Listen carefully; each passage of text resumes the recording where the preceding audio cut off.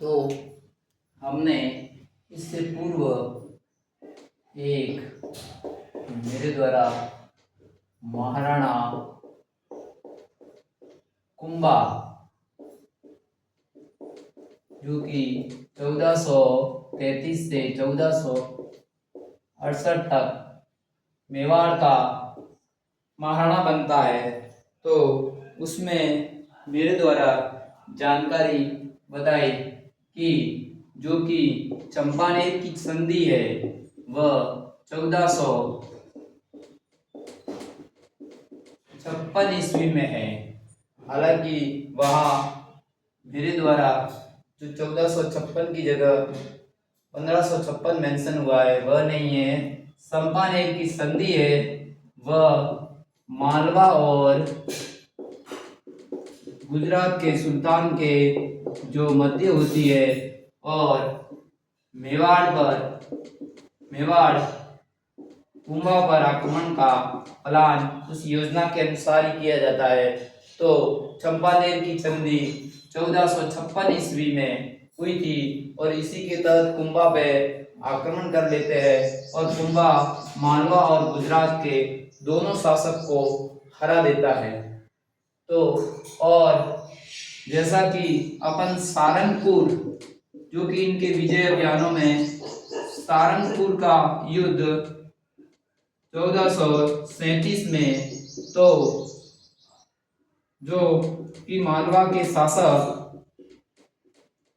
महमूद खिलजी प्रथम के मध्य हुआ और इसमें इनको 6 माह तक बंदी बनाया जाता है और कुंभा की विजय होती है। विजय के उपलक्ष्य में चित्तौड़गढ़ दुर्ग में कीर्ति स्तंभ या हम उन्हें विजय स्तंभ कहते हैं, उनका निर्माण कुंभा द्वारा करवाया जाता है। और इसी प्रकार एक विजय पड़ी हमने गुजरात विजय जो कि वहां के शासक को शमसुद्दीन शम्स का और गुजरात के शासक को दोनों को कुतुबुद्दीन शाह को हराता है और इस विजय के उपलक्ष्य में बदनौर दुर्ग का निर्माण बदनौर भीलवाड़ा में, तो वहाँ एक छोटा से दुर्ग का निर्माण और वहां पर कुशल माता के मंदिर का निर्माण कुंभा द्वारा करवाया जाता है। कई बार एग्जाम में आया हुआ है कि बदनौर दुर्ग एवं कुशल माता के मंदिर का निर्माण किसने करवाया, तो ये कुंभा ने करवाया। और चंपानेर की संधि है जो मेरे द्वारा वहां मेंशन 1556 है, तो 56 नहीं होकर 1556 नहीं होकर 1456 ईस्वी में चंपानेर की संधि हुई थी। और जैसा कि हम मेवाड़ का इतिहास एक सबसे प्राचीन इतिहास है, तो इसमें जो कि काल भोज एक प्रथम प्रारंभिक राजा हुआ था, तो उनके द्वारा जो इनकी प्रमुख उपाधियां थी, तो एक तो इनकी उपाधि थी बप्पा रावल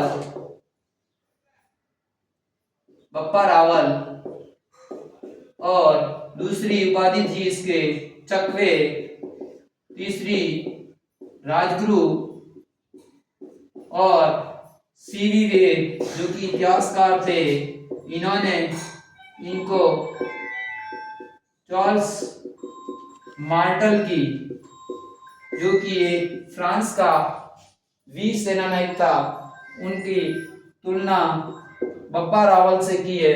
तो बप्पा रावल की जो कि इनका मूल नाम काल भोज था, तो इनकी उपाधि बप्पा रावल, चकवे, राजगुरु और सीवी वेद के अनुसार चार्ल्स मार्टल था।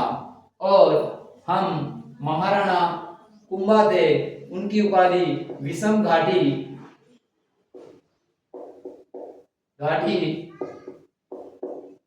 महाराणा हमीद जो कि विषम घाटी पंचानन प्रबल हिंदू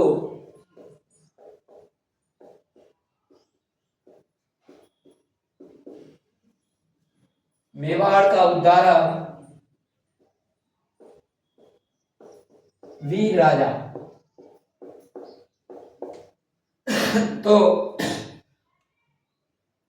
हम हमीर की उपाधि में विषम घाटी प्रबल हिंदू, मेवाड़ का उद्धारक और वीर राजा की उपाधि इन्होंने धारण की थी। इनके पश्चात हमारे रावल, एक राजा रावल तेज सिंह हुए हैं, जिन्होंने परम भट्टारा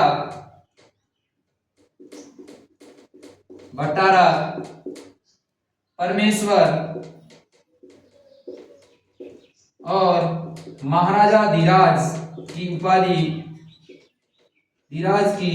उपाधि धारण की थी। तो तेज सिंह द्वारा परम भट्टारक, परमेश्वर और महाराजा धीराज की उपाधि धारण की थी। और जैसा कि हमने एक जयद्रथ सिंह पढ़ा था, जयद्रथ सिंह ने भी महाराजा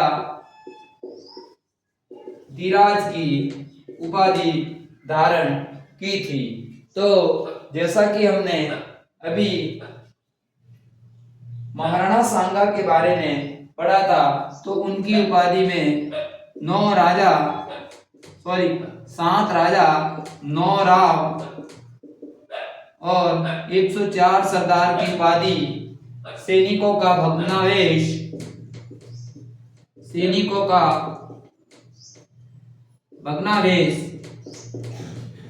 हिंदू सुल्तान, ये हमारे सांगा की उपाधि है। हिंदू सुल्तान, सैनिकों का भग्नावेश, 7 राजा, 9 राव, 100 सरदार, ये इनकी प्रमुख उपाधियां थी। और इसके पश्चात हम महाराणा कुंभा की जो कि उपाधि पढ़ेंगे, राजगुरु, हाल गुरु, चाप गुरु, अभिनव भट्टाचार्य,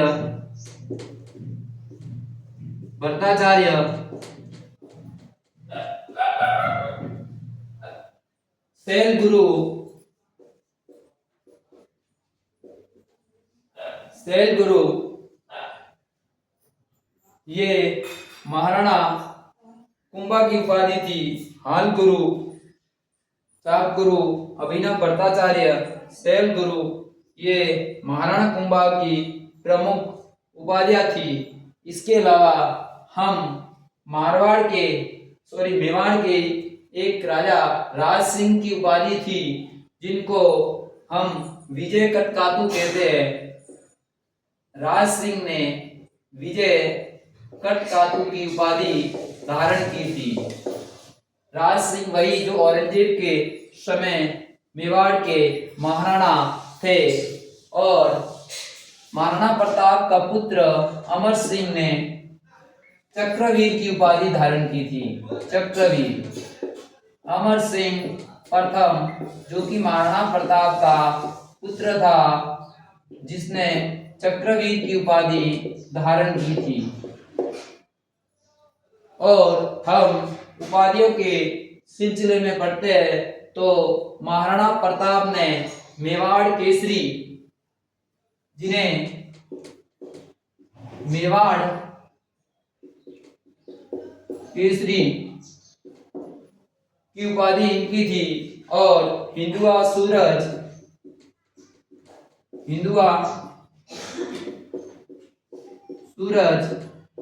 मेवाड़ी राणा। तो महाराणा प्रताप मेवाड़ी राणा, मेवाड़ केसरी, हिंदुआ सूरज, और ग्रामीण क्षेत्रों में इनको भीलों द्वारा टीका कहकर संबोधित किया जाता था। तो इस प्रकार मेवाड़ के जो प्रमुख राजा थे, उनकी ये प्रमुख उपाधि थी। कई बार एग्जाम में यह प्रश्न आता है।